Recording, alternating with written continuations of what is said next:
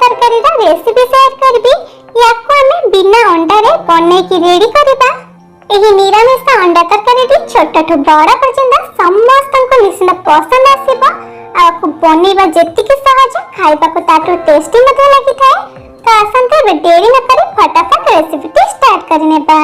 एही special item मु नेछि 200 ग्राम रो पनीर आ पनीर को रे एंटिका गोटे ग्रेटर साइज रे बढ़िया से ग्रेट करि नबा, जहा फଳରେ कि पनीर हमरा बढ़िया से चकटी ही परिबो। आपण चाहिले याको डायरेक्ट मते एंटी चकटी परिबे।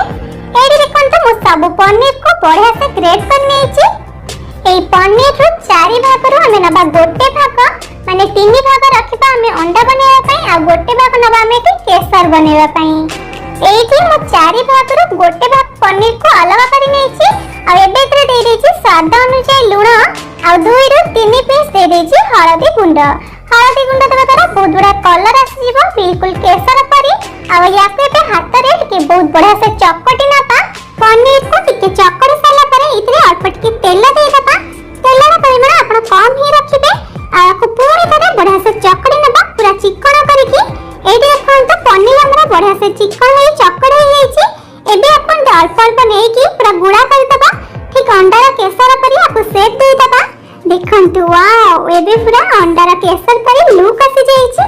ए प्रोसेस रे एडी मु सब केसर को बनै कि रखि नै छि। एबे आसन अंडा रा खोड़ा रेडी करबा।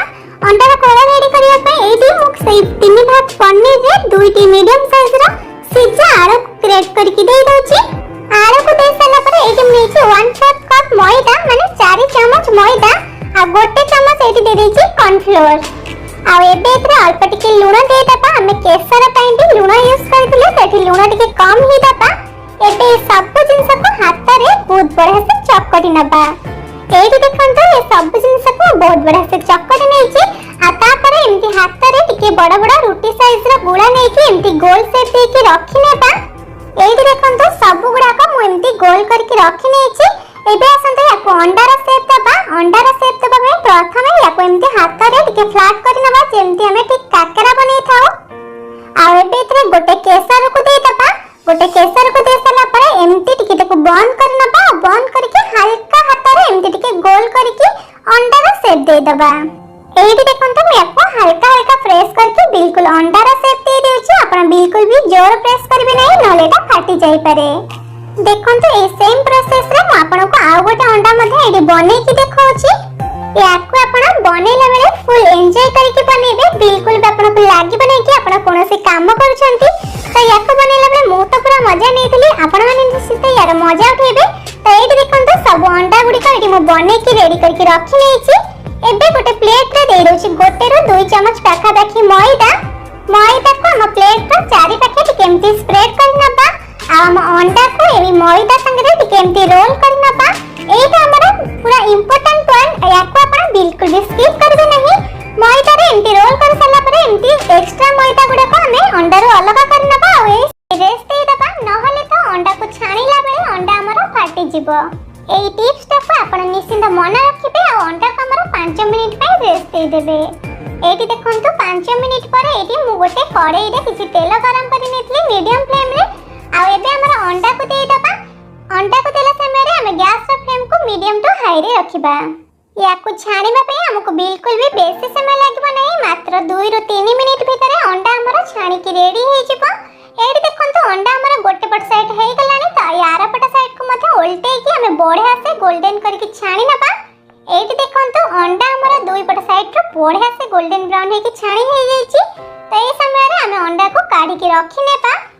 आ एबे मु से सेम कढ़ाई रो एक्स्ट्रा तेल गुडी को बाहर करि नै छि। जेतिक तेल आवश्यक सेतिक तेल ही रखि छि। आ एबे इतरे गोटे तेजा पत्रा आधा चम्मच जीरा दे देई छि। जीरा टिके फुटी गला परे एटी मु गोटे मीडियम साइज रो पियाज को एमती प्यूरी बनै के रखितिली। त पियाज प्यूरी दे दबा। आ पियाज प्यूरी रो कलर चेंज होला पर्यंत याक हमें बढ़िया से भाजी नेबा। एटी देखंतु पियाज हमरा बढ़िया से भाजी हो जाई छि। आ कलर भी चेंज हो जाई छि। त ए समय रे हमें दे दबा 2 चम्मच अदा रसुण पेस्ट। आ अदा रसुण रो टिके कंचा स्मेल जिबा पर्यंत याक हमें बढ़िया से भाजी नेबा। अदा रसुण रो कंचा स्मेल चली जिबा परे एटी मु 2टी मीडियम साइज रो टमाटो को एमती प्यूरी बनै के रखितिली। त टमाटो प्यूरी एबे दे दबा। आ एबे इतरे दे दबा आधा चम्मच लूण बा स्वाद अनुसार लूण।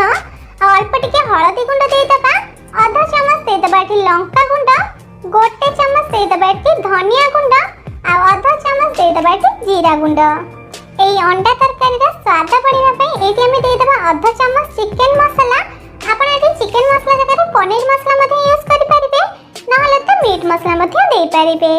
एबे सब जिंस को टिके बहुत बढ़िया से मिक्स करि नबा आ लो टू मीडियम फ्लेम रे बढ़िया से मसाला को कसी नेबा। एबे एथरा हम गोटे सीक्रेट जिंस यूज करबा। तो एठी मु नेछि गोटे चमच बेसन। बेसन देबा तारा अंडा तरकारी रे हमर बहुत बड़ा टेक्सचर पळे आसीबो। बेसन को मध्ये बहुत बढ़िया से मिक्स करि नेबा। एठी देखंतो मसाला हमर बहुत बढ़िया से कसी हे गलानी। तो एबे एथरा हम आधा कप दे देबा पानी। पानी आपनका आवश्यक अनुसार आपण देई परिबे। आपण जेतिकी ग्रेवी रखिबा को चाहथिबे से हिसाब रे आपण पानी ऐड करि नेबे। तो एबे हम बढ़िया से मिक्स करि नबा आ कवर करके बिल्कुल लो फ्लेम रे 5 मिनिट पे फुटिबा पई छाडी देबा। एठी देखंतो पाखा पाखी 5 मिनिट पर मु लीड करके चेक कर नेउछि। देखंतो केते बढ़िया कलर आसी छै अंडा तरकारी रे। तो एबे इथरा में छाणी की रखिथिबा अंडा को दे दबा। अंडा को दे सला परे अंडा को टिके हम एमदी उल्टे नबा सेपरी अंडार चारिपट साइड रे मसाला बढ़िया से लागि जिवो। आउ एबे को पुणी थरे कवर करके लो फ्लेम पे आउ 5 मिनिट पे कुक होबा को छाडी दबा। एठी देखंतो 5 मिनिट परे मु लीड करके चेक कर नेउछि। देखंतो हम अंडा भी बढ़िया से सिझी जाईछि आ तरकारी रे बहुत बढ़िया कलर आसी जाईछि। एबे इतरे दे देबा आधा चमच गरम मसाला आ अल्प किछि धनिया पत्र को एमती काटी के दे देबा। आ सब जिंस को टिके बहुत बढ़िया से मिक्स करि नबा।